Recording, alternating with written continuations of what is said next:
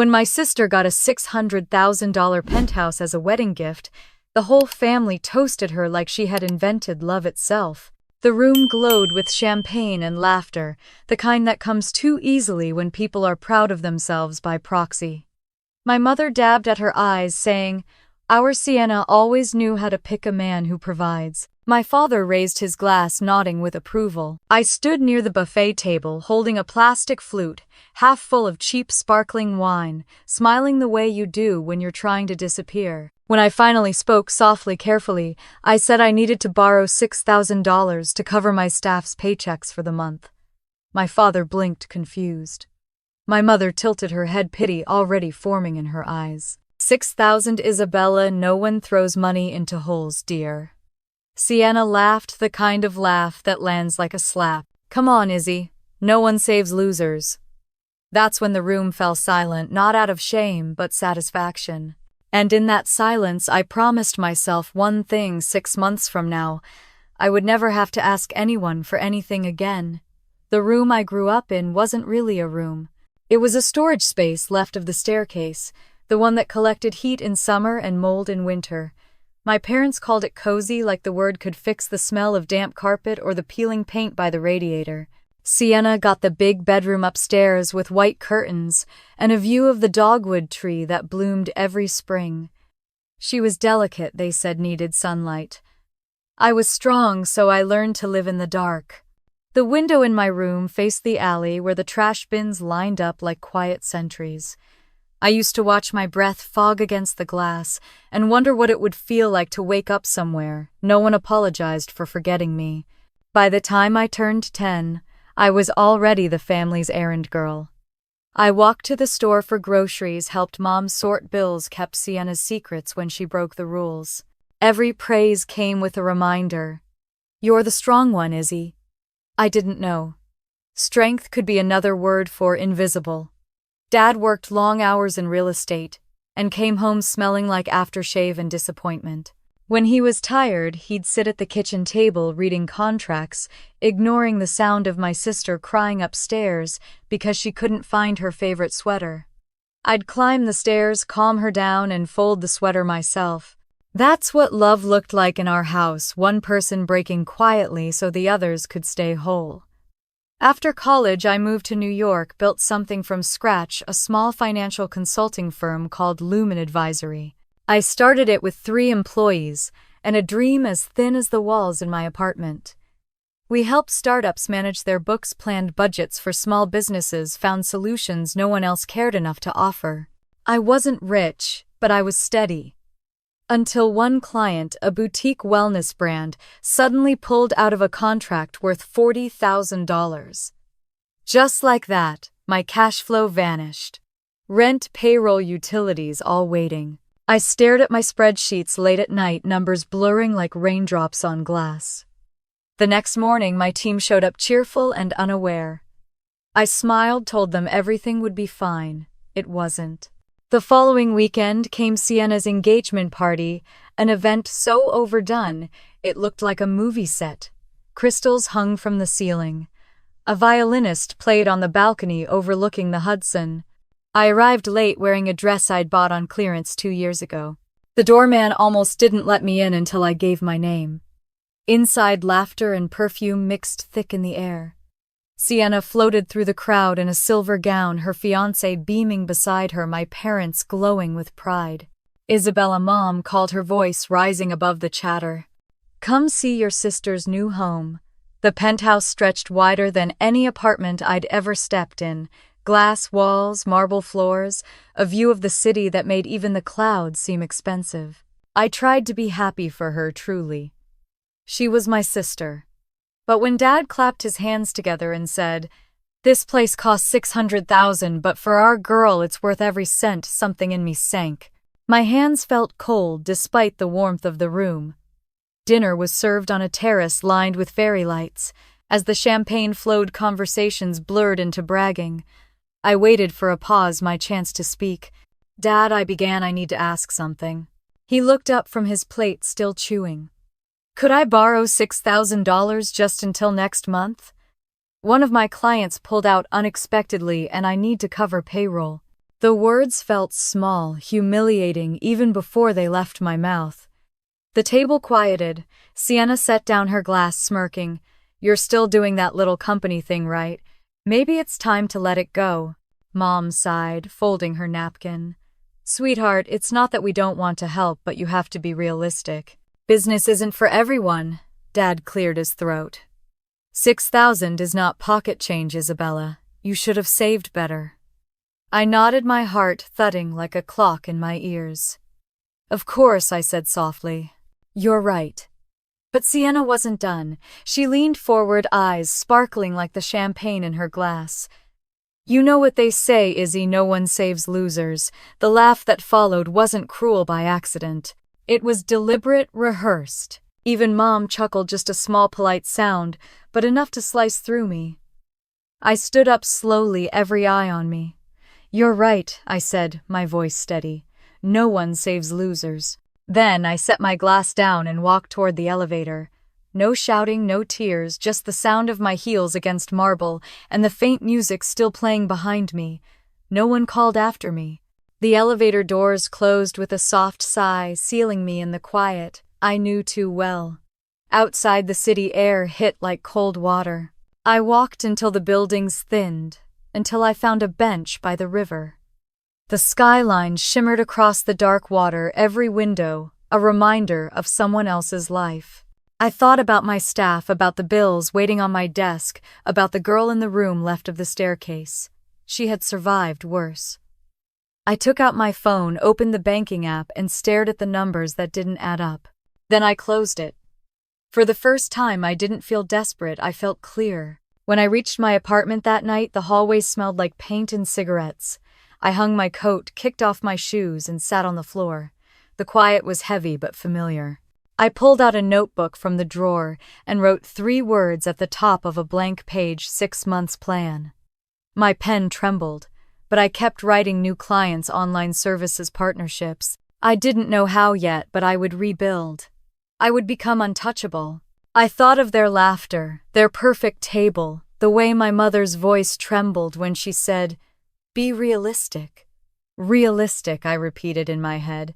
Maybe that's what they called it when they'd already stopped believing in you. I drew a single line under the words on the page and wrote one more sentence beneath it. "Let them laugh until they look up." When I finally turned off the light, the city glowed through the cracks in my blinds, painting silver shapes across the floor. Somewhere out there, Sienna slept beneath a chandelier paid for with someone else's love. Somewhere out there, they were sure I was done. But the truth was simpler. I wasn't finished. I was only quiet. And silence in the right hands can build an empire. That night, as I stared at the blank page titled 6 months plan, I realized the only way to survive their silence was to outgrow it. And by the time the sun rose over New York, I was already packing what was left of my office to start again. When I moved back to New York, I thought the city would remember me, the girl who once believed effort alone could rewrite her story. It didn't. My old clients stopped replying to my emails. The landlord left 3 voicemails about overdue rent, and the Lumen advisory sign outside my shared office peeled from the glass like a tired sticker. The city doesn't remember people who fail quietly. It moves on, blinking in lights you can't afford to turn off. But I wasn't planning to stay invisible forever. Inside the office, the air smelled like dust and printer ink. Boxes stacked against the wall, invoices waiting for payment. Cynthia, my last employee, sat across from me, holding her coffee like it was the only thing keeping her warm. "I'm sorry, Izzy," she said. "I can't keep waiting. My rent's due next week." I nodded, unable to look her in the eye. "I understand. You deserve better." She smiled softly, the way you do when you're leaving someone to drown. "You'll figure it out. You always do." When she left, I stayed seated, staring at the empty chair across from me. The hum of the old heater filled the room like static. Then, without ceremony, the lights flickered once and went dark. I sat there in the silence until my reflection in the window blurred into the city beyond. That night, I walked home through drizzle that soaked my hair and papers alike. A taxi sped past, splashing water across my legs, and I didn't even flinch. I passed restaurants glowing with laughter, people leaning over candlelit tables, the smell of garlic and wine filling the air. My shoes squeaked with every step. I wondered if they ever imagined what it was like to be on the outside of those windows watching invisible. I reached my apartment, a fourth-floor walk-up, where the radiator hissed, and the window latch rattled in the wind, and I sat on the bed, staring at my phone. No new messages. I opened my bank app. Negative balance in one account. The number looked almost peaceful in its finality. I didn't sleep much that week. My mind replayed the dinner scene at Sienna's penthouse over and over. Her laugh, my father's, shrug, my mother's sigh. No one saves losers. The words echoed like a pulse. I stopped waiting for them to fade. Instead, I wrote them on a sticky note and pressed it above my desk. A reminder not of defeat, but of the sound of the line I'd cross. Days bled into each other. I walked to networking events that smelled like stale coffee and desperation. Everyone there talked too loud about scaling and vision alignment. I introduced myself anyway, shaking hands that slipped away the moment I said small firm. I handed out business cards that no one would keep. At night, I took the long way home, tracing my old dreams through the city lights. Once near Bryant Park, I looked up and saw Sienna's building towering in the distance, her penthouse lights glimmering like mockery. For a second, I imagined standing on that balcony again, the cold wind against my skin, her voice still ringing. Then, I looked away. The sight didn't hurt anymore, it fueled me. On a Wednesday evening, when the air smelled faintly of rain and asphalt, I went to a small startup mixer in a half-empty bar downtown. The event had promised founders, investors, and innovators, but what I found were people clutching business cards and drinking cheap gin. I was about to leave when I heard a voice behind me. Izzy Hart. I turned and froze. Leo Carter. We'd gone to college together back when we still believed ambition could solve loneliness. He grinned, pushing his glasses up the bridge of his nose. Didn't think I'd run into you here. Still running your own thing. Trying to, I said, smiling weakly. And you look stable, he laughed. I freelance now. Build back-end systems for apps no one's heard of. He took a sip of his beer. Remember when you helped me with that budget mess sophomore year? You saved my life. Hart, I shrugged. You paid me in vending machine candy. Best deal I ever made. He leaned in slightly. So what happened with your firm? I hesitated, then told him carefully the truth. The lost contract, the unpaid staff, the silence. He didn't interrupt. When I finished, he nodded slowly. You know, I've been thinking about building something new, simple, ethical, a tool to help people track their spending before they fall behind. But I'm a coder, not a numbers person. His eyes met mine. You still think in balance sheets, right? I laughed, maybe for the first time in weeks. I never stopped. He tilted his head. Then maybe we should talk. And just like that, the air shifted, one sentence breaking through weeks of fog. We spent the rest of the night sketching ideas on napkins, a clean interface, smart automation, something that could talk to banks without talking down to users. When I left the bar, my notebook was full of scribbles and coffee stains. My pulse felt steady for the first time in months. The next morning, I cleared my desk and began again. I opened my old laptop, its hinge squeaked like a warning, and started mapping out what we'd discussed. Income tracking, bill reminders, predictive budgeting, tools that helped real people, not the ones already ahead. Leo called later, his voice upbeat. I've started coding the prototype. Think of a name, yet I looked at the sticky note above my desk. No one saves losers, and smiled faintly. Arcline, I said. Because even when you fall, there's always a curve back up. He paused. That's good. Feels like you. We worked in borrowed corners of coffee shops, sharing headphones and sandwiches, speaking in half sentences that only made sense to each other. The money was gone, but momentum didn't need funding. It needed belief. Every night I fell asleep with my laptop still glowing, numbers and algorithms flickering like constellations. The sound of typing replaced the sound of doubt. I stopped checking my phone for messages from my family. I didn't need their voices anymore. I was building my own. 2 weeks later, my landlord knocked at midnight demanding rent. I handed him a partial payment, everything I had left. Another week, I promised. He grumbled, took the cash, and left. When the door closed, I sat on the floor and stared at my reflection in the window. My hair was tangled, my eyes shadowed, but there was something fierce in my expression I hadn't seen before. Something that didn't beg. Days turned into small victories. A working login screen, a smooth graph animation, the first simulated savings goal completed without crashing. Leo sent a text at 2 a.m. We did it. She's alive. I stared at the screen and smiled. She, as if the app had a heartbeat.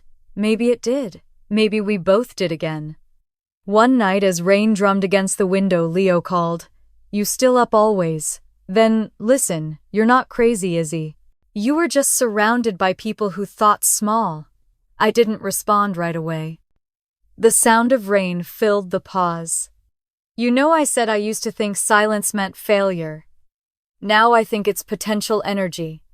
That's because you learned to aim it, he said. Keep aiming. When we ended the call, I sat in the dark, laptop light flickering across the room. I picked up the notebook where I'd first written 6 months' plan. On the next blank page, I drew a new line and wrote Phase 1 Rise quietly. I taped it over the old sticky note. The words, "No one saves losers," disappeared behind it. Outside, the city pulsed with indifferent beauty sirens, lights, voices that had nothing to do with me. For once, that felt right. I didn't want to belong to their noise. I wanted to build something that would outlast it. I opened the laptop again and watched the code scroll, a river of logic and defiance. The clock read 2:43 a.m. I smiled, whispering to the empty room, 6 months. The hum of the radiator answered like an old friend, steady and alive.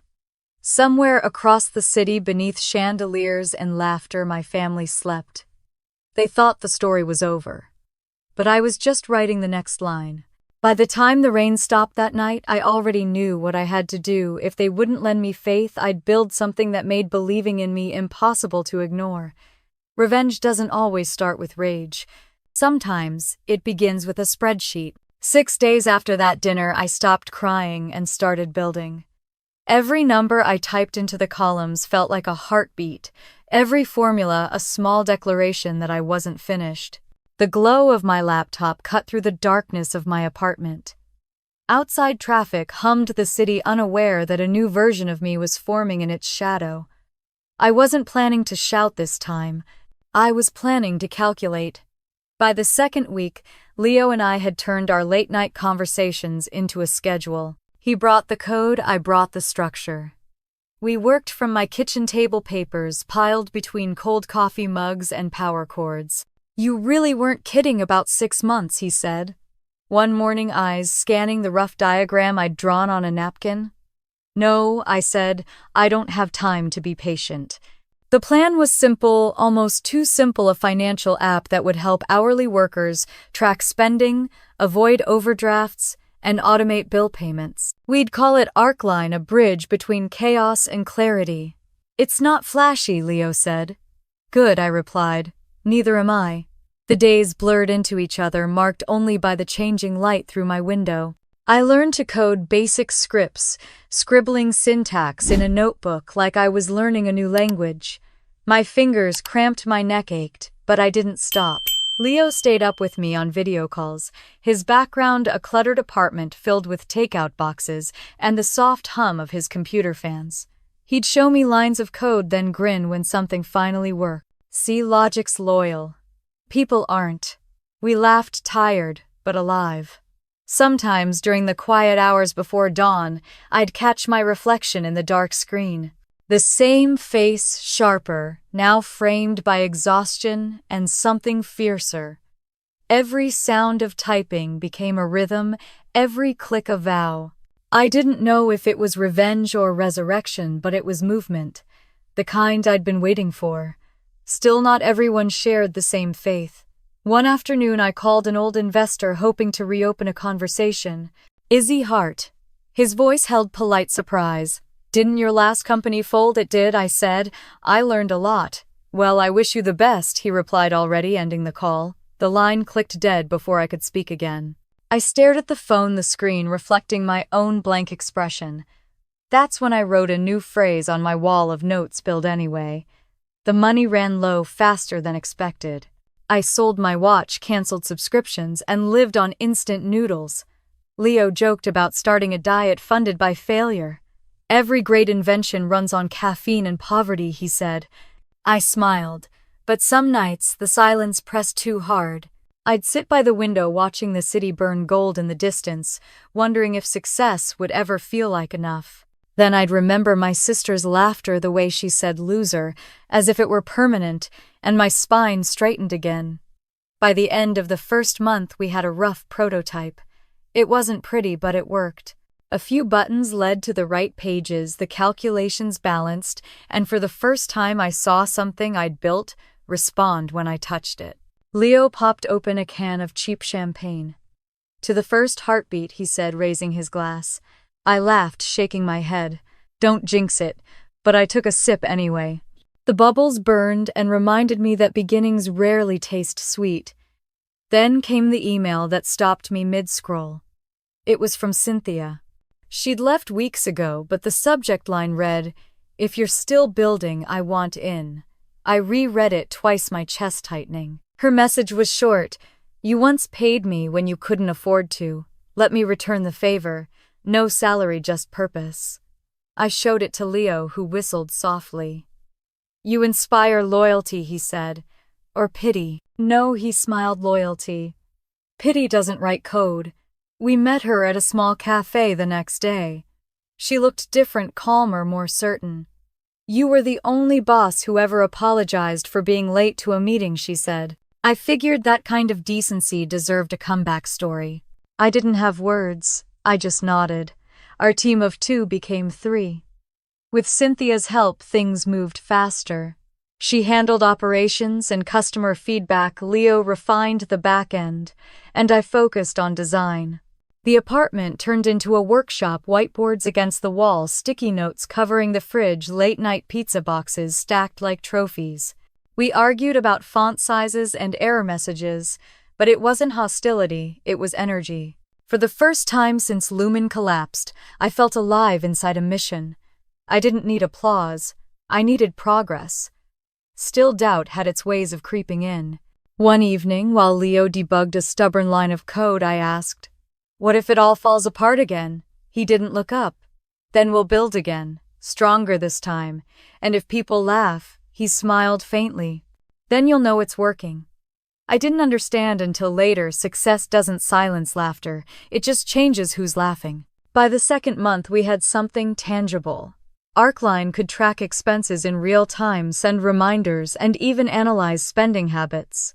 I spent hours testing every button, running fake transactions, pushing it to break.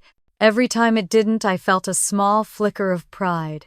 We released a beta version to 20 users, friends of friends who agreed to try it. The first night we got 5 signups, the second 15. Leo texted, "We've hit 100 downloads." I stared at the number on the screen, not because it was big, but because it was real. We celebrated with tacos from a food truck at midnight. The rain had just stopped, the pavement shining under streetlights. "You realize," Leo said, chewing thoughtfully, "you're basically coding your comeback." I shrugged. "No, I'm just doing the math," he laughed. "Math can be revenge too." He wasn't wrong. I went home that night and looked around my small apartment. The air smelled faintly of coffee and exhaustion, but it was mine. On the wall above all the scattered notes, one sticky note still stood out, 6 months plan. Under it I added a new line, "Arcline will pay them all back." I wasn't thinking about money. I was thinking about dignity. Some nights I still dreamed of that penthouse, of Sienna's voice echoing through marble halls. But in my dream now, she couldn't see me. I was standing on a different floor, one she didn't know existed. And I was busy building walls made of light and logic. The kind no laughter could break. One morning Leo called, sounding half asleep but thrilled. "Izzy, it worked. The savings algorithm's stable. You're sure tested it 6 times. Arcline's officially smarter than both of us. I laughed, leaning back in my chair. Outside the city was just waking up sunlight spilling between towers, the hum of early traffic filling the air. I whispered to myself, "We're getting there," and I meant it.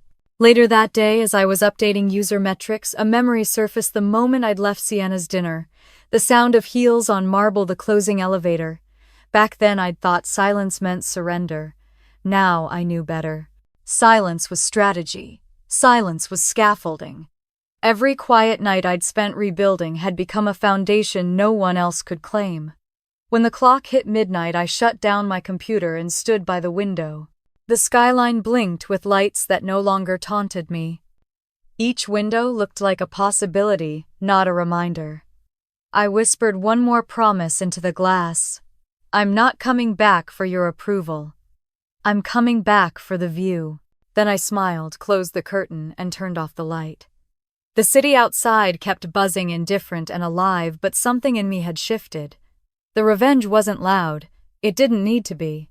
It was measured, methodical, and inevitable, like a perfect equation balancing itself after years of being off by just one variable. And this time, that variable was me. By the end of that week, as Arcline's first 100 users signed in and the graphs began to rise, I felt the city's silence shifting, and for the first time, it sounded a little like recognition. Silence used to protect me. Now it had a sound, the click of downloads, the ping of new users, the whisper of opportunity. Arcline was alive, breathing through data points and feedback forms. 3 months after we launched the beta, we had 3,000 users, and every single one felt like proof that I hadn't been crazy for believing in myself. The world didn't know my name, and I liked it that way. Recognition was noisy. Progress was quiet. Every morning started the same. Coffee, a cracked notebook, and Leo's voice over video chat. User growth steady, he said one morning, rubbing his eyes. We're up 12% week over week. Cynthia, sitting cross-legged on the floor, added. One woman said Arcline helped her save for her kids' braces. She read from an email, smiling. It's the first time I feel in control of money, not the other way around. I took the printout and stared at it. It wasn't a paycheck or an award, but it was something better, proof that what we built mattered. I taped it to the wall above my desk. That's our first win, I said. The first of many. But growth brought pressure. Leo wanted to expand faster, bring in investors, do press. We need visibility, he argued during one of our late-night calls. No one funds a ghost project. I shook my head. Visibility invites noise. We're not ready. He frowned. You can't stay invisible forever. Watch me, I said, ending the call before he could argue. For the rest of the night, I sat staring at the glowing Arcline dashboard, the rising numbers reflected in my glasses. It wasn't pride I felt, it was fear. I'd built this piece from the ashes of humiliation, and I wasn't ready to share it with the same world that once laughed at me. Still, the world had other plans. A small financial blog featured Arcline in an article titled, "The App Built in a Basement That's Changing Personal Finance." They didn't know who the founder was, they only knew the results. The story spread through Reddit and Twitter, labeled number, "The Silent Tech." Downloads doubled within days. The email inbox overflowed with partnership offers, media requests, and investor inquiries. Leo's excitement was almost contagious. This is it, Izzy. They're noticing, but I wasn't sure I wanted to be noticed. The tension between us grew like hairline cracks in glass. Leo wanted sunlight. I wanted shadows. If you keep hiding, someone else will claim credit, he warned. Let them, I said. The truth doesn't need a stage. You're punishing yourself for their blindness. No, I replied softly. I'm protecting what I built from it. The silence that followed was heavier than any argument. We both knew what we were really talking about: my family, my past, and everything I refused to let define me again. Weeks passed, and so did the sleepless nights. I spent them debugging user feedback, fine-tuning notifications, writing code that blurred before my eyes. I ignored the mounting emails, the urgent labels, the flashing reminders that people wanted more of me than I was willing to give. Cynthia, ever the diplomat, tried to bridge the gap between me and Leo. You both want the same thing, she said gently. You just have different definitions of safety. I looked up from my laptop. Safety's expensive. I already paid for it once. Then came the invitation that changed everything. A financial tech conference in Manhattan reached out asking Arcline to present a panel on ethical automation and financial inclusion. They want us to demo, Leo said, waving the email. This could bring in funding, clients, everything. I stared at the screen. They want a face, Leo. They want my face, so give it to them. I shook my head. No, not yet. Cynthia, who'd been silent until then, said softly, I'll go. You've already built the voice. Let me speak it. I turned to her, surprised. You'd do that? She smiled. You gave me a second chance. Let me return the favor. I hesitated, then nodded. Fine, but we go as a team. The day of the conference arrived, gray and cold. The venue glittered with glass and ambition. Cynthia stood backstage calm and poised, the Arcline logo glowing behind her on the projector screen. I watched from the audience, hood pulled low, heart pounding. Leo leaned over. You sure you don't want to take credit? I shook my head. She's better than I am at it. You're the architect, Izzy. Architects don't need to live in their blueprints. When the lights dimmed, Cynthia walked on stage. Her voice carried the steadiness I'd once envied. Arcline was built for people who were told they weren't responsible enough, educated enough, worthy enough to manage their own finances, she began. We wanted to give them control back, not through lectures, but through logic. The audience leaned in. She clicked through slides of graphs, testimonials, screenshots. No embellishment, no pitch, just truth. And the truth was enough. Halfway through the Q&A, a man in a navy suit raised his hand. Who's the architect behind the algorithm? Cynthia hesitated for a split second, glancing toward the back row. I shook my head. She smiled politely. Arcline is a collaborative project. The man persisted. Strange, because the patent lists a single contributor, an I. Heart. Is she here? The room shifted, whispers rippling like wind through tall grass. Cynthia didn't flinch. She prefers to let the work speak for itself. So she's invisible? He asked, smirking. Cynthia met his gaze. No, just quiet. The audience laughed softly. Tension dissolving. She turned back to the presentation. Now let's talk about what matters, the results. When it ended, the applause came like a wave. Not thunderous, but deep, respectful. I stayed seated, my hands still, eyes stinging. Leo turned to me, grinning. That was your voice up there. No, I said, smiling faintly. That was our silence being heard. Outside, cameras flashed, journalists swarmed, but I slipped out a side exit.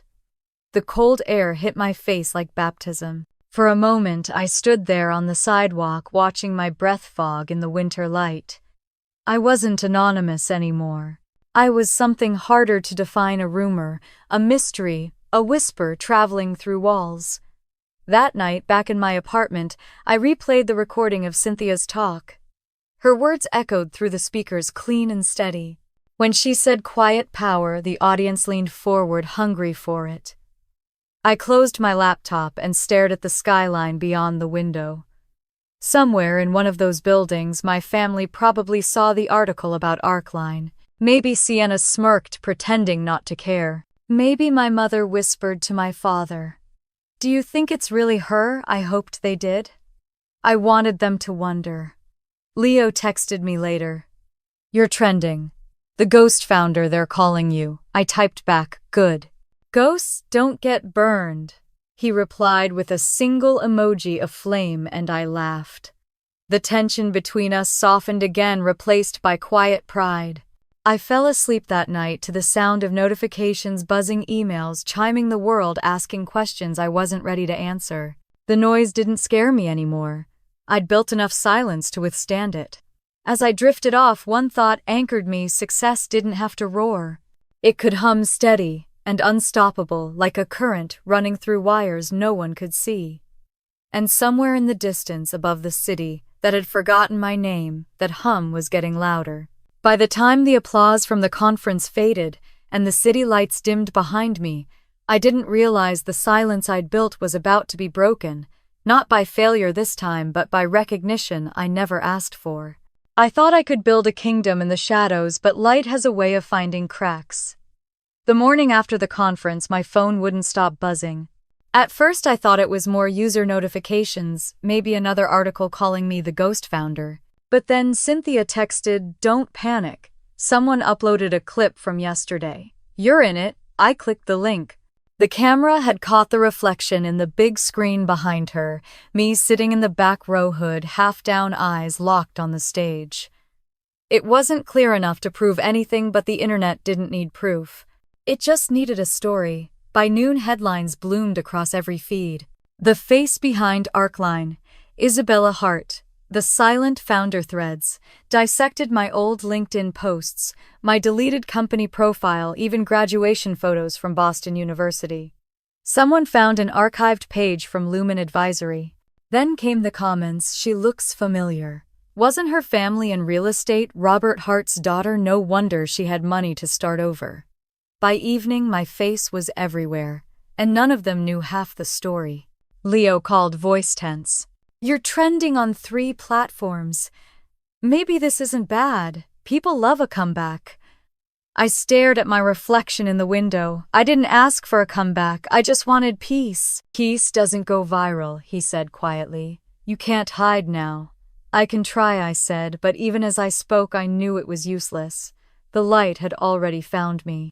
That afternoon, my mother texted for the first time in nearly 2 years. "So, that's where you've been. Congratulations, I suppose." No emoji, no warmth, just punctuation sharp enough to cut. An hour later, my father's message arrived. "Keep the family name out of this." Sienna posted a story to her social media, a picture of a glass of wine, and the caption, "Some people never stop chasing validation." Subtle enough to look harmless, obvious enough to sting. I closed the app and laughed, a low sound that didn't feel like humor at all. The next morning, my inbox overflowed. Reporters, investors, strangers. Everyone wanted a piece of my voice now that I'd spent years fighting to be heard. "This is good," Leo insisted, pacing across our co-working space. "You can shape the narrative. Tell your story before someone else does." I shook my head. They don't want my story. They want their version of it. Cynthia stayed quiet, her fingers tracing the rim of her mug. "Maybe," she said finally, "but if you don't speak, they'll fill the silence for you." I looked at her. "Then let them. I built my strength there once. I can do it again." That night, a podcast uploaded a teaser, "The Woman Who Built From Betrayal, coming tomorrow." My stomach turned as I listened to the host's voice echo from the speakers. They'd pieced together half-truths from old records, and anonymous sources turning my life into a headline I didn't recognize. "Abandoned her family fortune, rebuilt after corporate betrayal, the mysterious Arcline genius." It was strange hearing my pain repackaged as content. Then came the biggest hit. A glossy tech magazine published an article titled "Arcline, the Woman Who Outsmarted Failure." On the cover, they used a photo from my college days, me smiling awkwardly at some networking event, eyes full of naive hope. Below it, they added the line, "The daughter of Robert Hart breaks her silence." I hadn't said a word to anyone. I scrolled through the article, heart pounding, until I reached the end. There, in a sidebar, was a quote from a family acquaintance. "Isabella was always ambitious." Sometimes ambition makes people forget where they came from. I didn't need a byline to know who had said it. My mother had always known how to sound gracious while twisting the knife. That night, Leo called again. "Look, this exposure, it's not all bad." Brightline reached out. My pulse stopped. Brightline, he hesitated. "They're offering a partnership. Full integration. Big money." "No, Izzy, just listen." "No," I repeated sharper. "They're the ones who bought Julian out. The ones who killed my first company. That was years ago. This is business. It's betrayal," I snapped. The silence on the line was long and heavy. "Fine," he said finally. But we can't keep pretending the world doesn't exist. I hung up without answering. The next day, Arcline's office felt colder. The buzz of optimism we'd built was gone, replaced by an unease that crept through every corner. Cynthia looked at me over her laptop. "He's just scared," she said softly. "Everyone's scared when success starts feeling real." I nodded but said nothing. Fear wasn't new to me. It had been my oldest companion. By the end of the week, an online thread titled "The Hart Sisters, The Real Story" went viral. Someone unearthed old family photos, Sienna and me at Christmas standing beside our parents. In the comments, strangers dissected our faces like crime scene analysts. "You can tell which one they liked better. She probably made up the whole underdog thing. Bet the Penthouse sisters jealous now." I didn't respond. I didn't post. I just worked. Every time the world screamed louder, I wrote code quieter. And somehow the company grew faster. Silence had a rhythm, and I knew how to dance to it. But there was one thing I couldn't ignore: the email sitting in my drafts. I'd written it days earlier, then saved it without sending.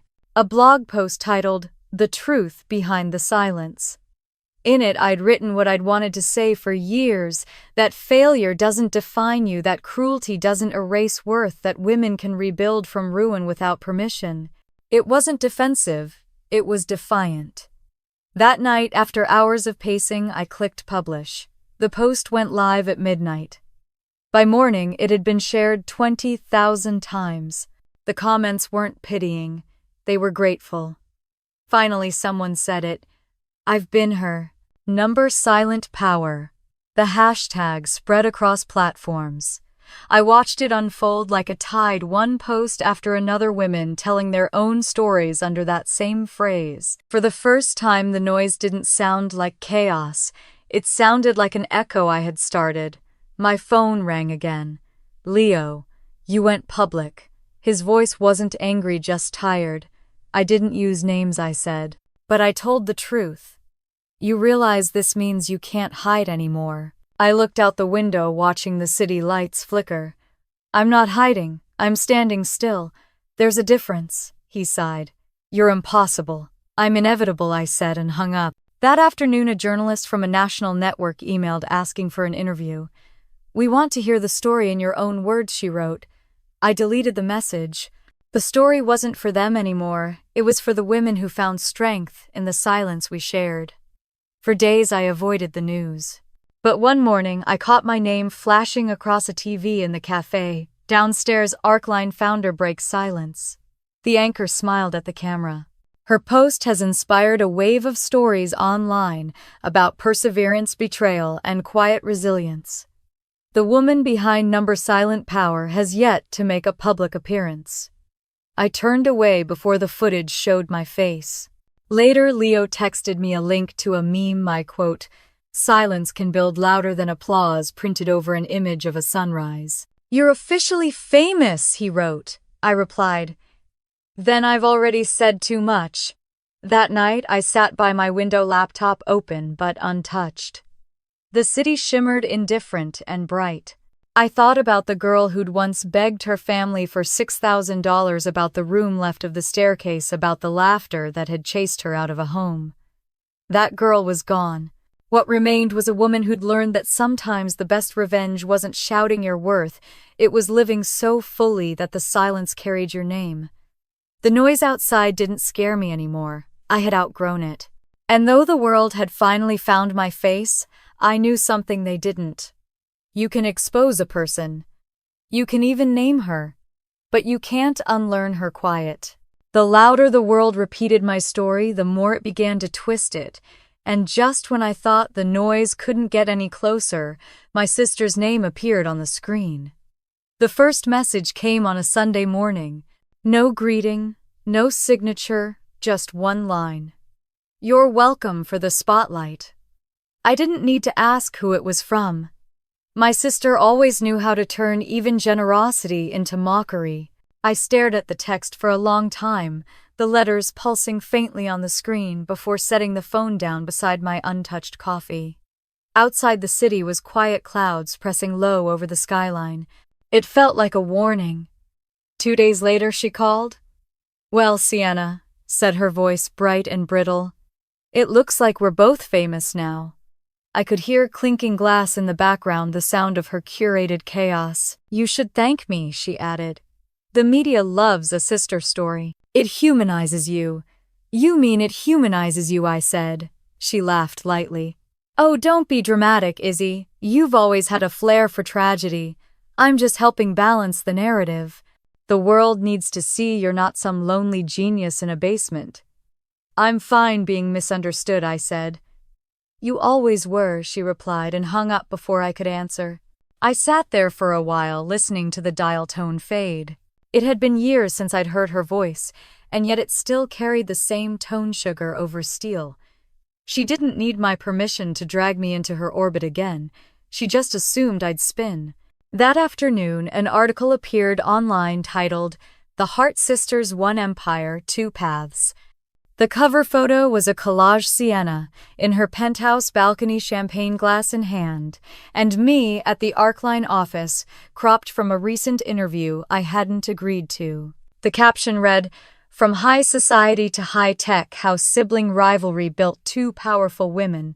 I wanted to laugh. Rivalry, that implied equality. We'd never been equals. She'd been the chosen one. I'd been the scaffolding. Leo stormed into the office waving his phone.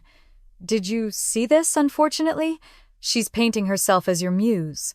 Says she inspired your resilience." He frowned, scrolling. "They're even quoting her charity work. Something about mentoring young entrepreneurs." Cynthia looked up from her desk. "That's funny," she said. "Last month she charged me $500 for a 1-hour workshop." Leo groaned. "She's hijacking your momentum." "She's trying to survive," I said quietly. "What do you mean she's losing deals?" "The brands that dropped her are still talking. This is her way of staying relevant." Cynthia raised an eyebrow. "And you're just going to let her?" I looked at the glowing Arcline screen. "No," I said. "I'm going to do what I've always done, outlast her." But endurance wasn't always enough. 2 nights later, a notification popped up on my phone, a tagged post from Sienna's verified account. A video clip. She was sitting in a studio, immaculate, as ever, telling a host how she'd always believed in her sister's potential. "She just needed a little push," Sienna said, smiling into the camera. "You know, I think family can be both a challenge and a gift." I like to think I gave her both. The host laughed. "So you don't see her as competition?" Sienna tilted her head, pretending to think. "Oh no, we're so different. I build people up. She builds systems." I watched the clip twice, jaw tightening. The comment section was a battlefield, half the viewers praising her grace, the other half calling her manipulative. But she didn't care which side won. For her, attention was its own currency. Leo texted me, "You need to respond." I typed back, "No, I'll let gravity do the work." He didn't reply. By the end of the week, Arcline's traffic doubled again. Not because of her, but because of the noise. People came out of curiosity, stayed out of necessity. The louder she talked, the more users we gained. I wasn't proud of it, but I wasn't sorry either. Still, the chaos seeped in. My phone rang one night while I was reviewing performance reports. Unknown number. I almost ignored it, then answered. "Isabella." It was my father. I hadn't heard his voice in nearly 5 years. He cleared his throat. "You've made quite the name for yourself." "I didn't make it," I said. "They found it." "Same thing," he replied. There was a pause filled with the sound of ice clinking in a glass. "You should call your sister. She's having a rough time. I'm sure she'll monetize it," I said. "She's family," he snapped. "So was I." Silence. Then softer. "Don't let bitterness eat you alive. It makes people hard to love." "I wasn't aware you'd noticed," I said, and hung up before he could continue. For a long time I sat staring at the phone, the echoes of old conversations pressing against my chest. The ones where I'd asked for help and been told to toughen up. The ones where he'd called me ungrateful for wanting more than scraps. His voice still had the same texture, authority wrapped in disappointment. The next morning I woke early, walked to the river and watched the city come alive. A jogger passed a taxi, honked gulls cut across the pale sky. The wind carried the faint smell of salt and diesel. I breathed it in like a promise. You don't need their permission anymore. When I returned to the office, Leo was waiting with coffee and that cautious look he used when bad news was coming. Sienna's been dropped by another brand, he said quietly. But she's spinning it into a rebranding journey. She's planning an event, a charity gala. Guess who's invited? I didn't even need to ask. The hearts, he said. All of them. I laughed. Of course. The family reunion disguised as redemption. She's framing it as a partnership, he added, sliding his phone across the desk. The email subject line read Collaboration Opportunity Heart Family and Arcline Foundation. I scanned the message. She wants me to co-host, Leo nodded. Publicly. Big exposure, cameras, donors, everything. I set the phone down slowly. She wants me in the same room so she can rewrite the story live. Then rewrite it first, he said. That night I stood on my balcony looking out at the glittering skyline. Somewhere below her, penthouse lights blinked faintly, still visible from across the river. I thought of the little girl who'd once stared at her sister's window from the dark, wishing for sunlight. Then I whispered to the wind, I don't need your light anymore. I didn't reply to the invitation. But I didn't delete it either. The next morning, I called Cynthia. How fast can we finalize the mentorship initiative, the one for women in tech? Yes, launch it under the Arcline Foundation name, quietly. Before the gala, she grinned. You're turning her performance into your platform. I smiled faintly. She can keep the stage. I'll build the floor beneath it. That week we worked nonstop. Press releases, website updates, donor coordination. No drama, no cameras, just impact. By the time Sienna's event rolled around, Arcline's initiative had already partnered with 2 universities and a community bank. The press caught wind of it within hours. Arcline launches fund for women in STEM. Her gala headline was buried by morning. Sienna didn't call. But I saw her post that night, a filtered photo of her holding a microphone captioned, Sometimes silence makes the loudest point. I almost laughed. She'd learned something from me after all. I closed my laptop, the city glowing outside my window. The noise was still there, but now it had layers, hers, mine, the world's. Yet somehow in the middle of it I'd found a new kind of quiet. Not the kind that hides. The kind that hums beneath everything, steady and unstoppable. I poured a glass of water, turned off the lights, and sat in the dark watching the city pulse. I wasn't angry anymore. I wasn't even hurt. I was simply awake, finally hearing the rhythm of my own life, unfiltered in mine. When her invitation to the family gala arrived glossy and insincere, I knew it wasn't an olive branch. It was a stage. And sooner or later, I'd have to decide whether to walk onto it or burn it down. The gala was held at the Rosemont Hotel, one of those glittering glass towers where money smells like orchids and old wine. Cameras lined the entrance, flashes scattering across the marble like lightning. I hadn't planned to go. For a week, the invitation sat in my inbox unopened, but heavy like a stone waiting to drop. But that morning, after a night without sleep, I found myself pulling the black dress from the back of my closet, the same one I'd worn to Sienna's engagement dinner years ago. I didn't know why. Maybe I needed to see the ending with my own eyes. When I arrived, the valet recognized the car but not me. "Miss Hart?" he asked, checking the clipboard. I smiled. "The other one," I said. His confusion followed me through the glass doors and into the ballroom. The room shimmered in gold and white, the air thick with perfume and performance. Every table bore the Hart name, my parents at the center, Sienna on stage, radiant in emerald silk. Her hair fell perfectly, her smile practiced. The screen behind her displayed the words, "Hart Family Foundation presents a night for renewal." Renewal, I thought. The rebranding of regret.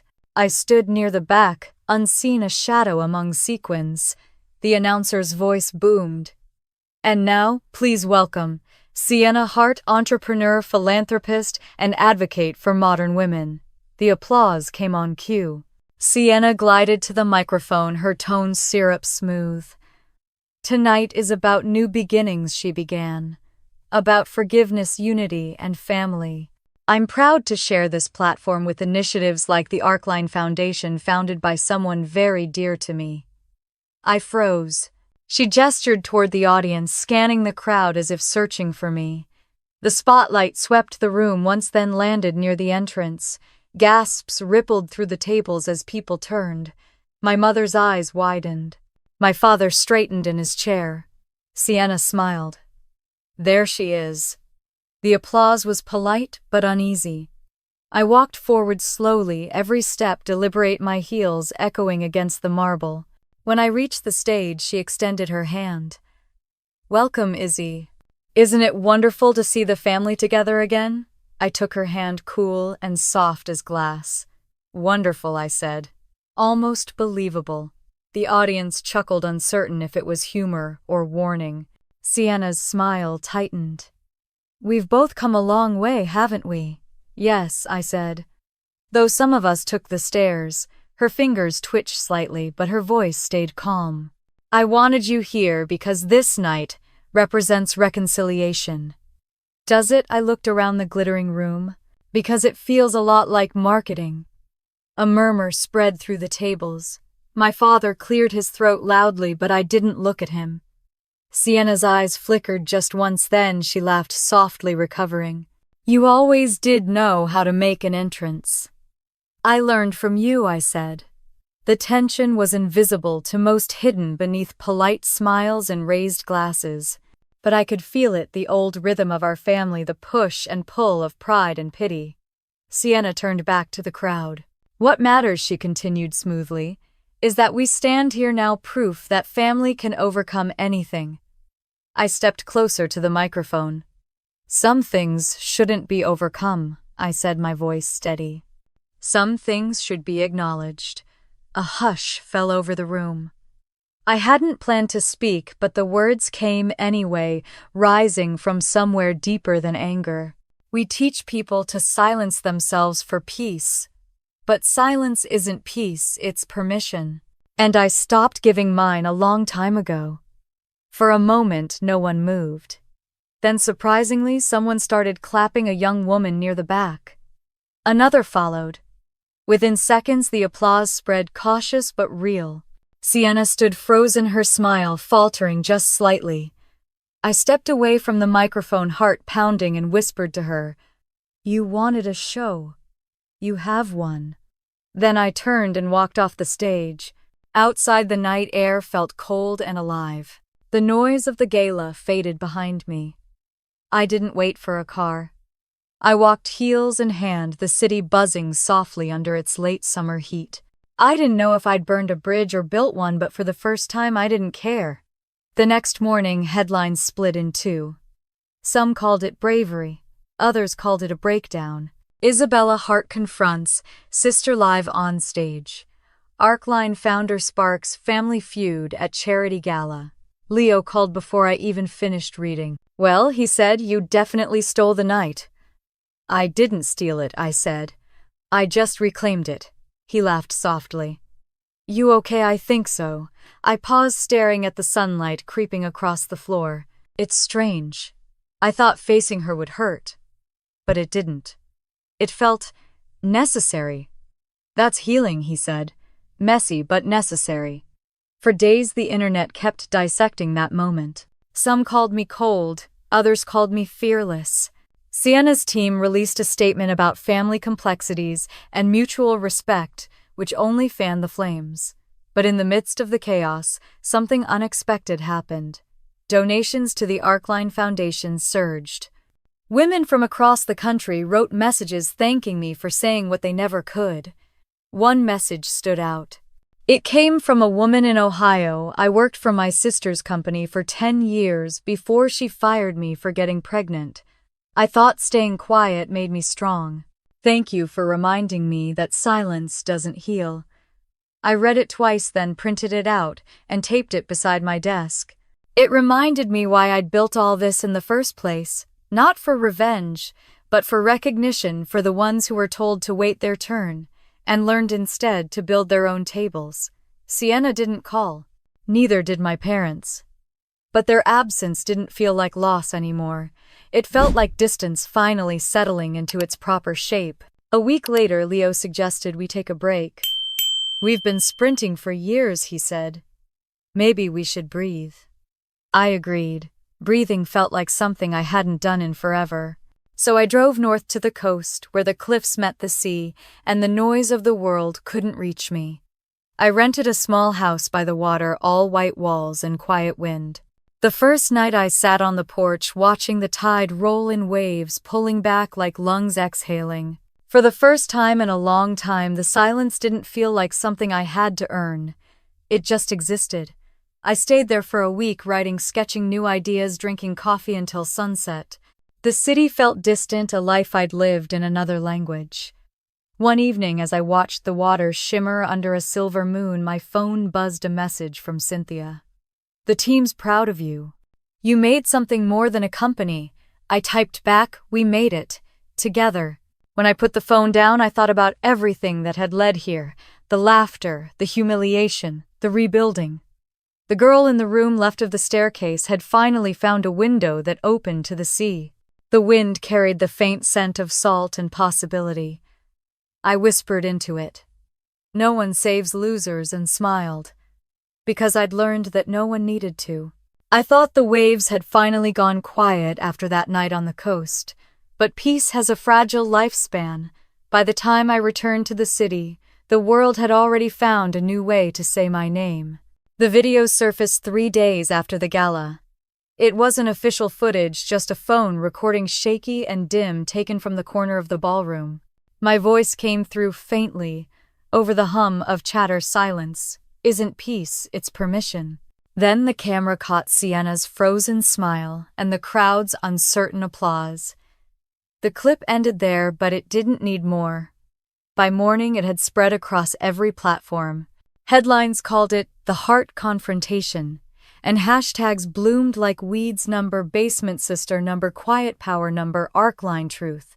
I watched it once sitting on my couch with coffee gone cold and then closed the laptop. I didn't post. I didn't explain.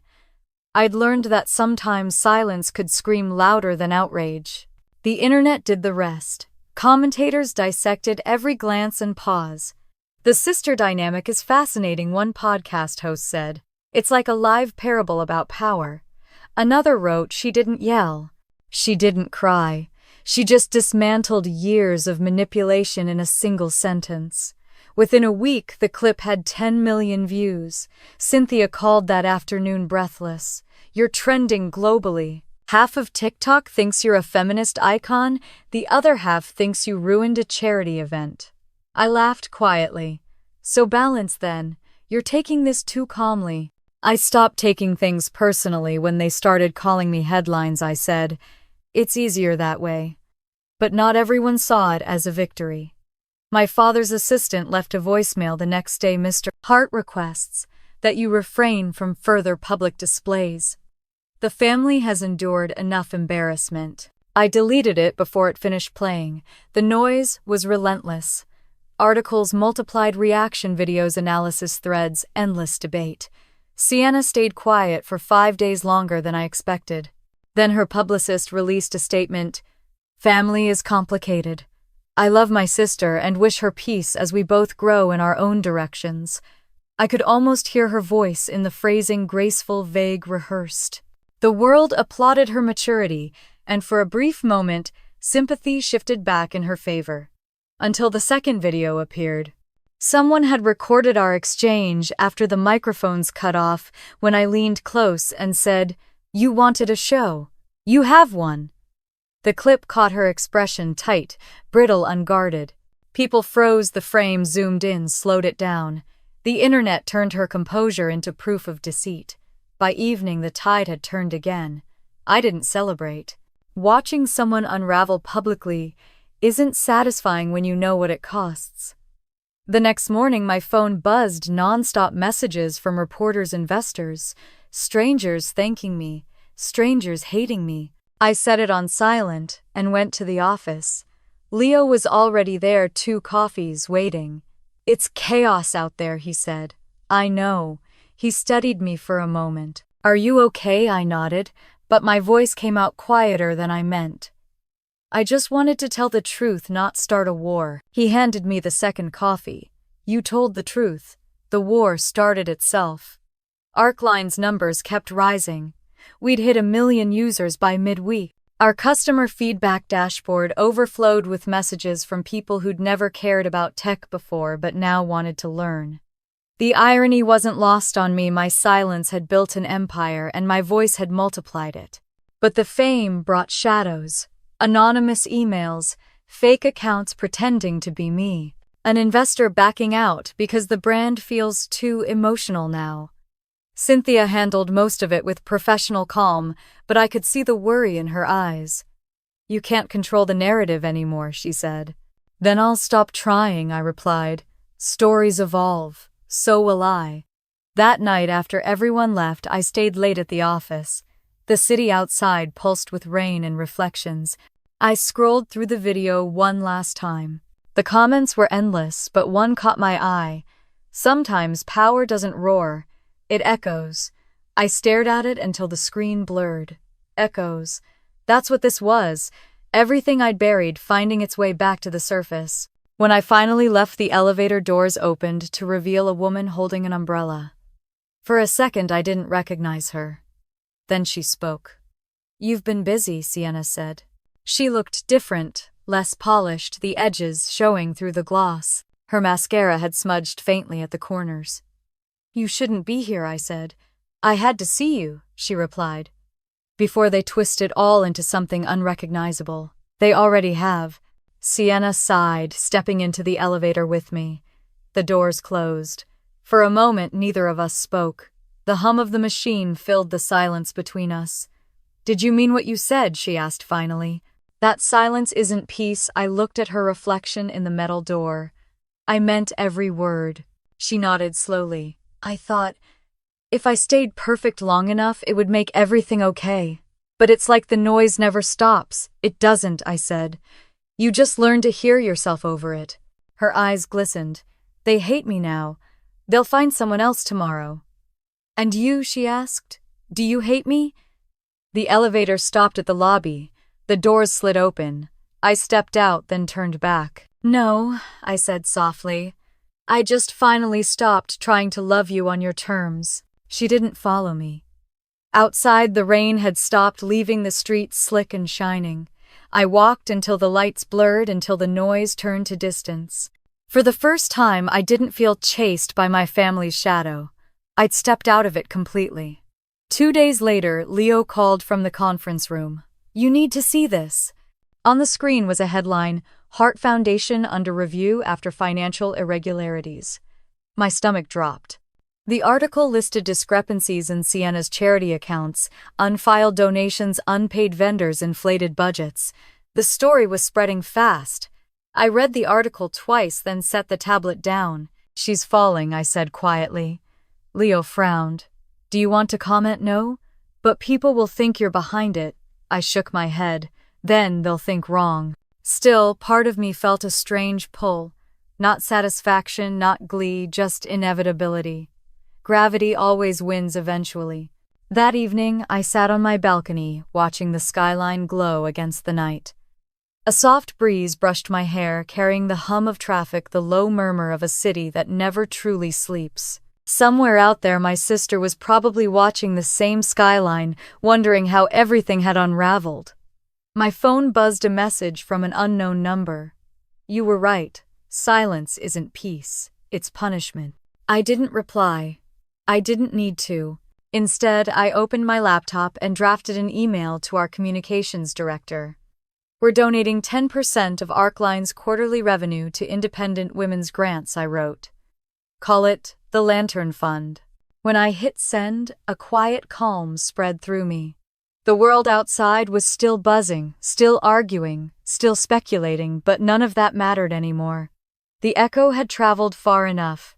I closed the laptop and leaned back, the glow of the city reflecting in the glass. Somewhere below, the sound of laughter drifted up from a street cafe. It didn't sting this time. It just sounded human. The past had finally stopped chasing me. All that remained was the hum of the present, steady, luminous, and mine.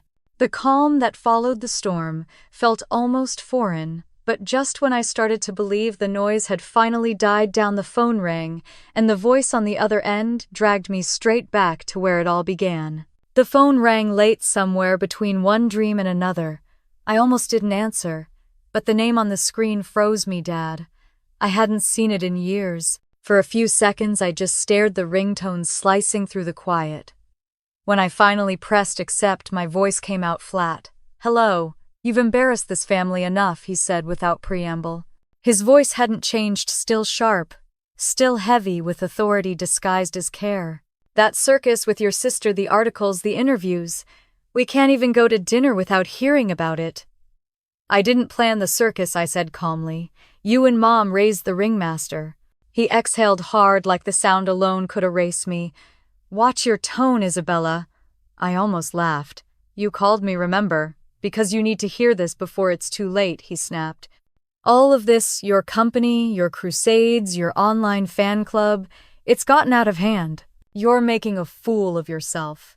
"No, Dad," I said softly. "I just stopped making one for you." Silence. Then a low, dangerous chuckle. "You always did think you were smarter than everyone else." "No," I said. "Just quieter." He sighed, tired and impatient. "You could have stopped all this, Isabella. You could have told them you and your sister were fine, that the family supports each other." And lie again, families protect their own. I closed my eyes, feeling the old ache return. "You didn't protect me," I whispered. "You protected your comfort. That's not fair."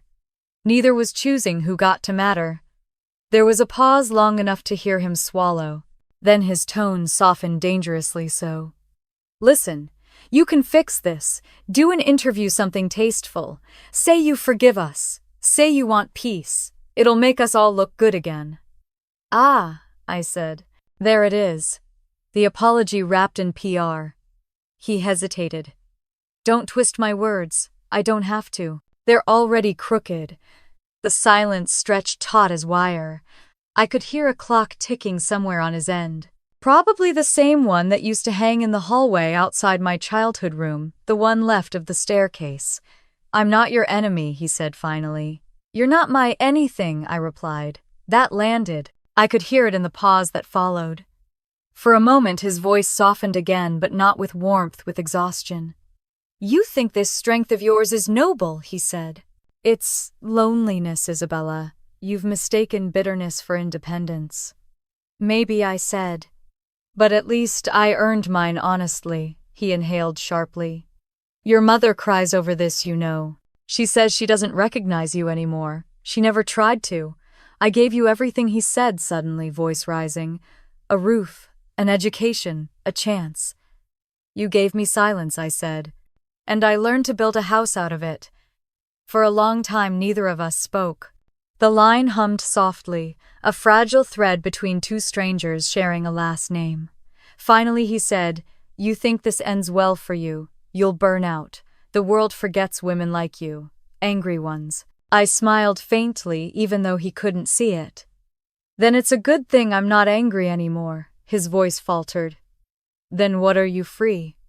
I ended the call. The phone fell silent in my hand, screen glowing for a few seconds before fading to black. I sat there on the edge of my bed, the city outside, murmuring its indifferent lullaby. The old pain didn't rush back the way it used to. It just sat there, small and powerless, like a ghost losing form. I thought about calling my mother, but the idea vanished before it reached my fingers. Some bridges didn't burn, they just sank quietly beneath the weight of what was never said. Instead, I brewed tea and stood by the window, watching headlights smear across wet pavement. The steam curled against my face, warm and fleeting. In that reflection, the city, the faint glow of the kettle, I realized something that felt like both loss and peace. He'd called to reclaim control, and all he'd done was prove he'd already lost it.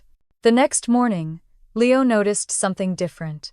"You look lighter," he said. I had a conversation that ended the right way, I replied. "Closure more like confirmation." He raised an eyebrow. Of what? That some doors aren't locked. They're just not worth opening anymore. He smiled faintly. You sound like you're writing poetry again. Maybe I am, I said, and meant it. The day passed in a blur of meetings and quiet productivity. When the office emptied, I stayed behind scrolling through old files, photos of our first workspace. The original Arcline sketches, even a picture of the three of us eating tacos after our first 1,000 downloads. I hadn't realized how far we'd come until that moment. Every decision, every refusal had led me here. Later that night, as I walked home through the fading light, the phone buzzed again. Unknown number. For a second, I thought it was him. But when I answered, it was Sienna. Dad's furious, she said without greeting. I'm aware. You didn't have to hang up on him. I didn't have to answer either. She sighed. He's old, is he? Stubborn. He just wants things to go back to normal. There is no normal, Sienna. There's just denial dressed nicely. You're impossible. No, I said softly. Just done. She didn't respond right away. I could hear faint music on her end, probably from another party, another attempt to distract herself from the truth, unraveling in headlines. You think you're better than us now? She asked finally. I looked up at the skyline, the endless windows glowing like fractured stars. No, I said. I just think I stopped needing your approval to breathe. She hung up. For a long while I stood in the middle of the empty street, my phone still in hand. The night air was cool, the silence vast but not lonely. Somewhere above, the faint hum of the city blended with the echo of my father's voice, warning me that the world forgets women like me. Maybe he was right. Maybe that was the point. When I got home, I opened my notebook and wrote a single line across the top of a blank page. He called twice. The first time to silence me. The second to remind me why I never should have listened. Then I closed it, turned off the lamp, and let the darkness settle. Outside, the traffic moved like a steady pulse, and for the first time in years, I didn't flinch at the sound. It wasn't the world judging me anymore. It was just life continuing. And somewhere in that noise, I found peace. After that call, something inside me settled, a quiet certainty that I was done waiting for apologies, and the next time I built something, it wouldn't be to prove them wrong, but to rise above them entirely. They said no one lives above a penthouse, but they were wrong. 6 months after that call, I stood inside a sunlit office signing papers that would make me the owner of the floor directly above my sisters. The pen felt heavier than it should have. Maybe because this wasn't just a purchase, it was punctuation. The end of a sentence I'd been rewriting for years. The broker slid the final document toward me. Congratulations, Miss Hartman, he said, using the legal name I'd filed under.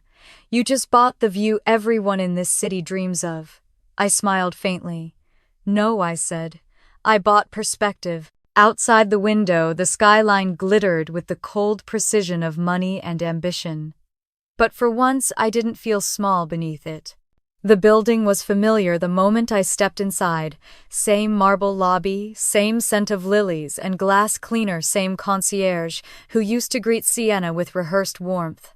Good afternoon, he said politely, glancing at the clipboard. Are you here for the Hart residence? In a way, I replied, taking the private elevator. When the doors opened to my floor, the air felt different, quiet, unclaimed. The space stretched wide and bright walls of glass framing the city like a painting. Every sound was softened by height. I slipped off my shoes, walking barefoot across the cool wood floors. Each step echoed steady and deliberate. This isn't revenge, I whispered to no one. It's reclamation. The realtor followed a few paces behind, rattling off amenities, heated floors, smart systems, custom fixtures. His voice faded as I wandered toward the terrace. The door opened with a hush, and the city unfolded beneath me, rivers of light traffic, weaving like veins through a living organism. I gripped the railing, feeling the wind whip against my skin. Below me, the penthouse terrace glimmered with the faint trace of last night's party, glassware, ribbons, laughter that once echoed off those same walls. I wondered if she was home. 2 days later, the movers came. boxes stacked neatly in corners, furniture swaddled in plastic. I told them where to place everything, careful to avoid the balcony windows until the very end. I didn't need to look down to know she'd see the commotion. The gossip would reach her faster than the sound of my footsteps. By afternoon, a knock came. Not the polite kind, sharp, rhythmic, annoyed. I opened the door. Sienna stood there, her expression caught between disbelief and irritation. "What are you doing here?" she demanded. I leaned against the frame. "Moving in." Her eyes darted past me, scanning the empty apartment. "You can't be serious." "I am. This is the top floor." "Not anymore." She blinked as if the sentence short-circuited her understanding. "You bought this above me, technically beside you. But yes." Her laugh was brittle. "You must be joking. You don't even like heights. I like closure more." She folded her arms. "This is pathetic, Izzy. You think owning a floor makes you better," I shrugged. "No, just higher." The color drained from her face. For a moment she looked like she might lunge at me or burst into tears. Instead she exhaled slowly, regaining her composure. "Enjoy the view," she said, and turned on her heel. As the elevator doors closed behind her, I felt the strangest calm. No triumph, no bitterness, just quiet. That night I poured myself a glass of wine and stood by the window. From my vantage point, I could see the faint outline of her terrace, below her world of glass and gold, fragile under the weight of its own perfection. The city lights shimmered like constellations of consequence. I raised the glass toward the reflection. "Two foundations," I murmured. "They hold better when you build them yourself." The next morning, the building manager stopped by to finalize paperwork. "Congratulations again," he said. "Not every day someone buys an entire floor outright." "Thank you." He hesitated. "You'll be sharing utilities and maintenance with the penthouse unit below." "Mrs. Callahan, sorry, Miss Hart has already been informed." "Good," I said. "Please make sure her noise levels are manageable. I prefer silence." He smiled awkwardly. "Of course, ma'am." As he left, I caught a glimpse of my reflection in the mirrored door, composed, certain no trace of the girl who once begged at the same family table. Weeks passed. The apartment took shape, plants by the terrace, books stacked in uneven towers, sketches of new projects taped across my office wall. I spent my mornings on the balcony, coffee in hand, watching the city wake below. Every now and then I'd hear faint sounds from the penthouse, a laugh, music, the clink of glass. But it didn't sting anymore. It sounded distant, like a story that no longer belonged to me. One evening, as the sun bled into the horizon, I saw her again. Sienna stepped onto her balcony in a robe, phone pressed to her ear, pacing. Her movements were agitated, her tone sharp even through the glass. I didn't eavesdrop, but I didn't look away either. Eventually, she turned and looked up straight at me. For a second, neither of us moved. The air between us was heavy, thick with all the things we'd never said. Then I raised my coffee cup in a small salute. She froze, then disappeared inside without a word. The next day, I found an envelope slid under my door. No name, no seal, just a note in her handwriting. "I hope this makes you happy." Inside was a keychain shaped like a tiny staircase. I stared at it for a long moment, then set it on the table. Maybe it was sarcasm. Maybe it was an apology. Maybe in her own strange way it was both. Later that week, Leo visited. He stepped out onto the terrace, whistling low. "You weren't kidding when you said perspective," he said. "This view could make anyone feel untouchable." I smiled. "It doesn't make me untouchable, it makes me still." He turned, studying me. "You really did it. You outgrew all of them." "I didn't outgrow them," I said. "I just stopped shrinking." He grinned. "You should write that down." I did. When he left, I sat at my desk, the city glowing below.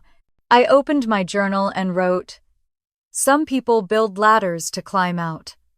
Others build floors to stand on." The next morning, Sienna's name appeared in the news again. Another brand partnership dissolved, whispers of financial trouble. I didn't feel joy or pity, just inevitability. The same gravity that had pulled me down once was pulling her now. That evening I went downstairs to the lobby. The The concierge looked up in surprise. Heading out, Miss Hartman, just returning something. I handed him the small keychain. Deliver this to the unit below. No note. He nodded. Of course. When I returned upstairs, I stepped out onto the balcony. Below, lights flickered in her penthouse shadows pacing back and forth. Then, slowly, her terrace went dark. The wind carried the faintest hum of the city upward cool against my skin. I leaned on the railing, closing my eyes. For the first time in years, I felt entirely untethered, not to revenge, not to memory, not even to their absence, just here in the air above it all. I whispered to the night, "You were wrong, Sienna. No one saves losers. But sometimes the losers learn how to fly." And beneath me, the city exhaled like a secret finally released. In the weeks that followed, the city grew quieter around me, as if even the skyline had learned to exhale, and just when I thought every bridge had already burned, a letter arrived that made me realize some embers never truly die.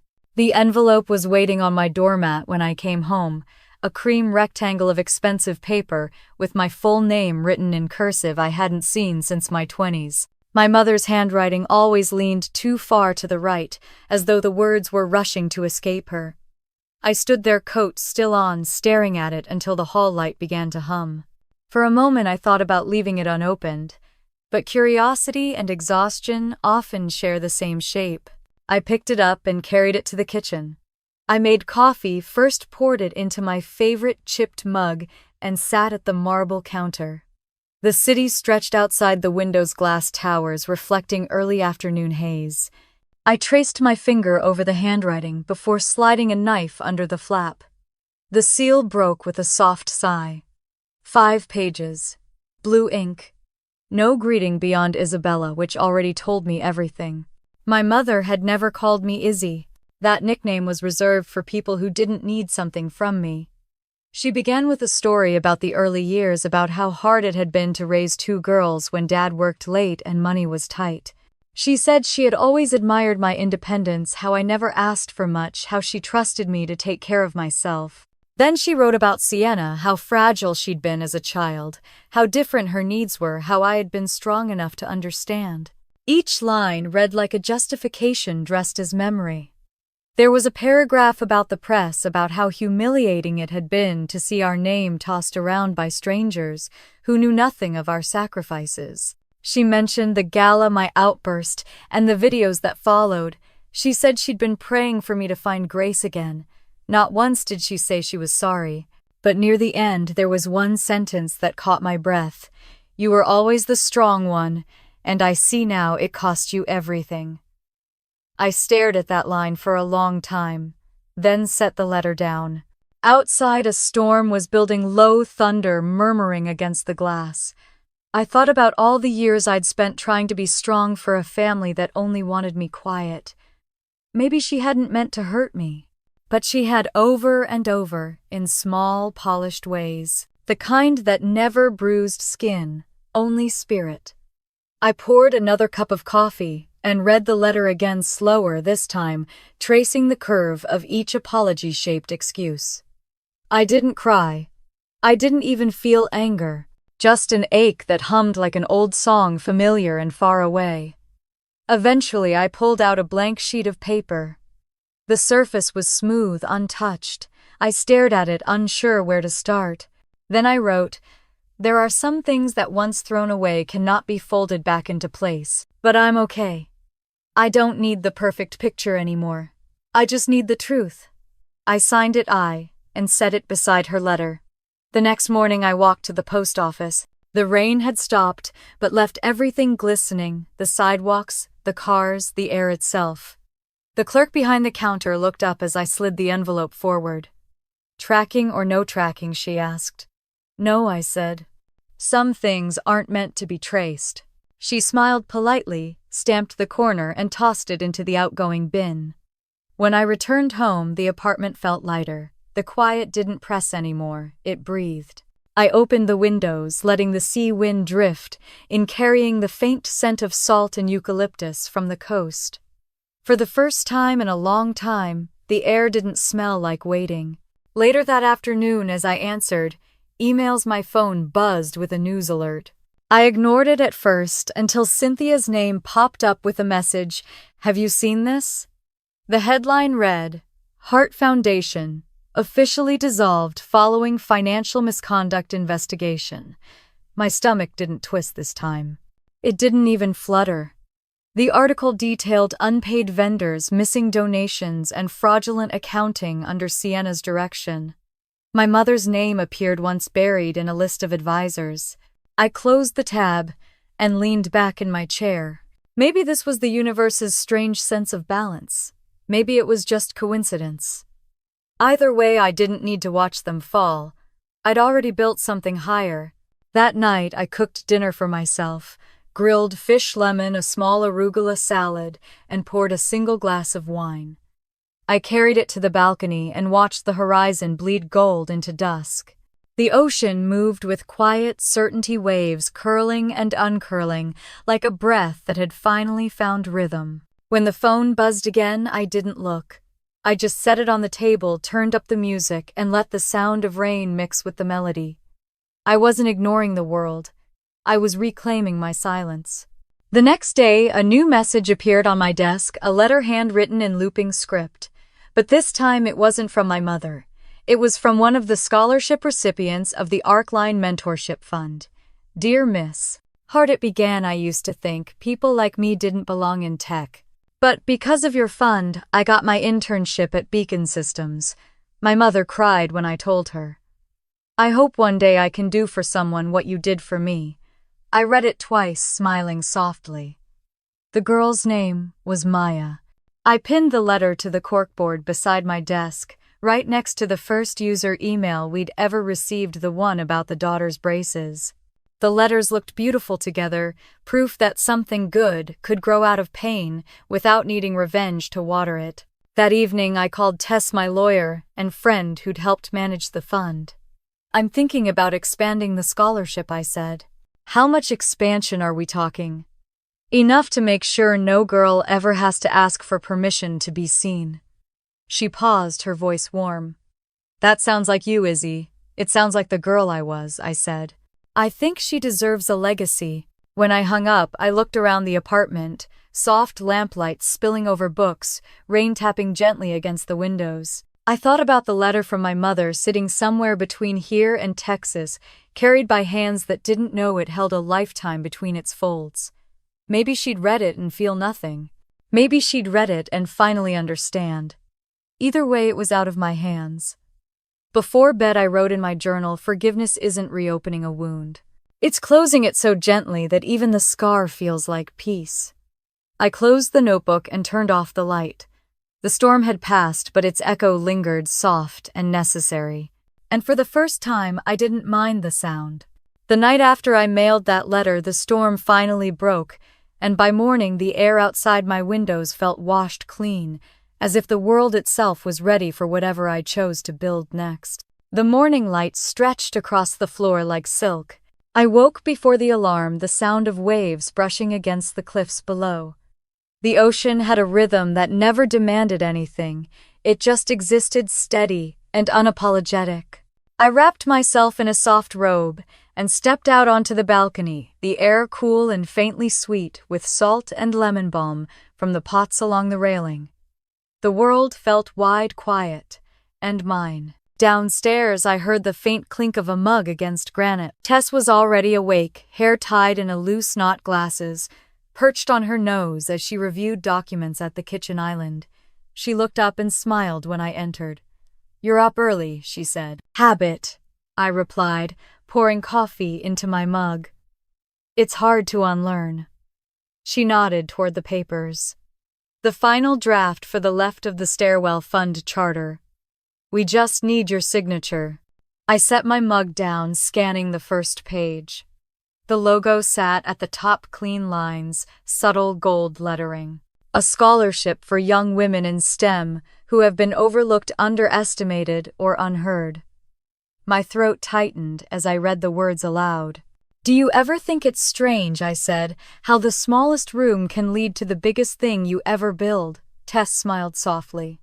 You turned what hurt you into something that heals. That's not strange, it's rare. I signed my name, the ink flowing easily. There, I said. It's real now. She nodded, setting the papers aside. So what next? I walked toward the large window overlooking the ocean.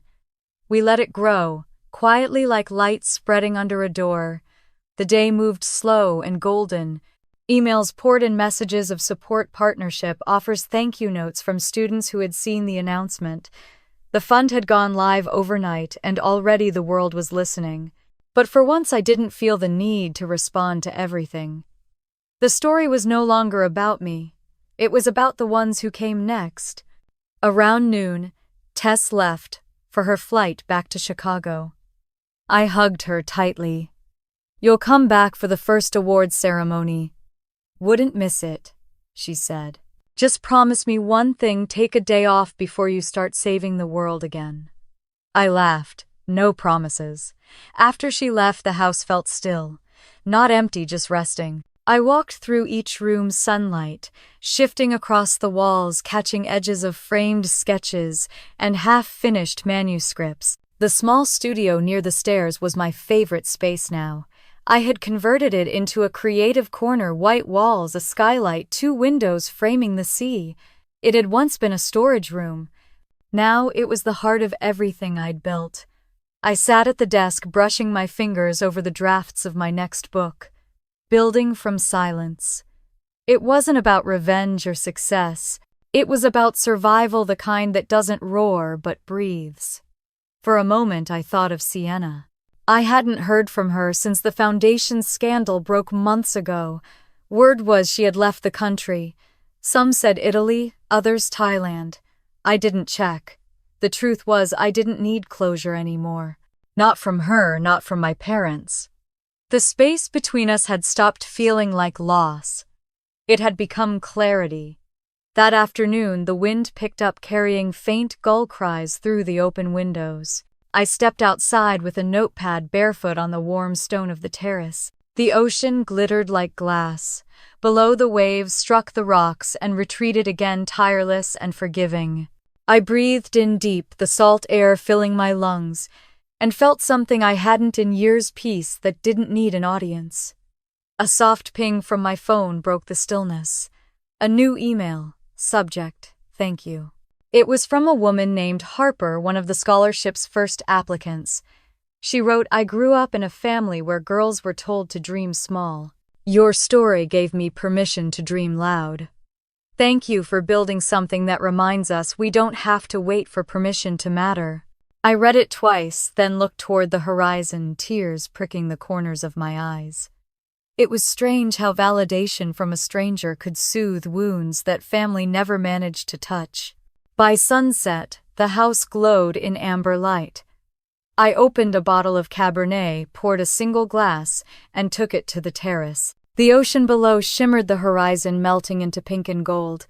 I raised the glass not in triumph but in gratitude for the silence that shaped me, the laughter that scarred me, and the distance that taught me peace. As twilight settled, I thought about all the people who had told me no.